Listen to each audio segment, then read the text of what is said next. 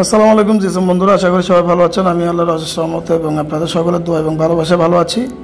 তো আজকে আমি একটি রিয়েলমি ফোনের এই বাটন চেঞ্জ করব, পাওয়ার কি, এই পাওয়ার কিটা চেঞ্জ করবো এবং এই চেঞ্জ করার মেথডটি দেখুন। আমি এই আয়রনটি আসলে যেহেতু আমার ধরার কেউ নেই, তো আমি এটা এভাবে স্ট্যান্ড করে নিয়েছি আয়রনকে, এবং এই দেখতে পাচ্ছেন আমি এটা পাওয়ার সুইচটি তুলে ফেললাম এবং তুলে আমি আরেকটি পাওয়ার সুইচ লাগাবো।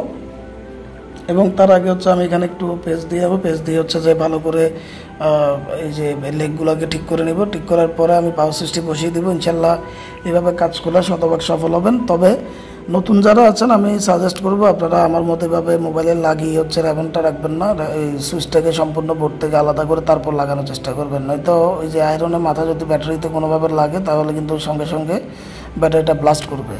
কারণ এই ব্যাটারিগুলো লিথিয়াম ব্যাটারি, এগুলোতে একটু যদি আপনার হচ্ছে যে কোনো স্পট পরে বা শৌচালয় জাতীয় কিছু ঢুকে সাথে সাথে ব্যাটারিগুলোতে আগুন ধরে যায়। তো এগুলো একটু সতর্ক থাকবেন। আশা করি আপনারা খুব বেশি দক্ষ না হলে এই র্যাবনটা সম্পূর্ণ খুলে কাজ করবেন। তো দেখতেই পাচ্ছেন আমি যে সুন্দর করে এটা বসিয়ে নিচ্ছি। বসিয়ে নেওয়ার পর ইনশাল্লাহ আমি চেক করে আপনাদেরকে দেখাবো। আর এইভাবেই কাজ করবেন ইনশাল্লাহ, ঠান্ডা মাথায় ধীরে সুস্থে। এগুলো আসলে এই সেক্টরের কাজটা হচ্ছে ঠান্ডা মাথায় করতে হবে। আপনি গরম মাথায় এগুলো আসলে কোনোভাবেই সফল হতে পারবেন না। তো যাই হোক, এইভাবে কাজ করলে ইনশাল্লাহ শতভাগ সফল হবেন। আশা করি এই সফল হবেনই সবাই ইনশাল্লাহ। তো আমি এখানে একটু আসলে ওই লাইনটা একটু ক্লিয়ারলি হয় নাই, তো আমি আর একটু লাইনটাকে ঠিক করে নিব। ঠিক করে নেওয়ার পরে আমি আপনাদেরকে এটার কাজটা কতটুকু হলো এটা আর একবার দেখিয়ে দিব। তো যাই হোক বন্ধুরা, এই হলো কথা। নতুনরা যারা আছেন অবশ্যই সুন্দরভাবে বা ঠান্ডা মাথায় কাজ করবেন এবং হতাশ হওয়া যাবে না। অনেকেই আছেন এই সুইচগুলো কিন্তু পরিবর্তন করতে গেলে দেখা গেছে 2-3টেভাবে নষ্ট হয়।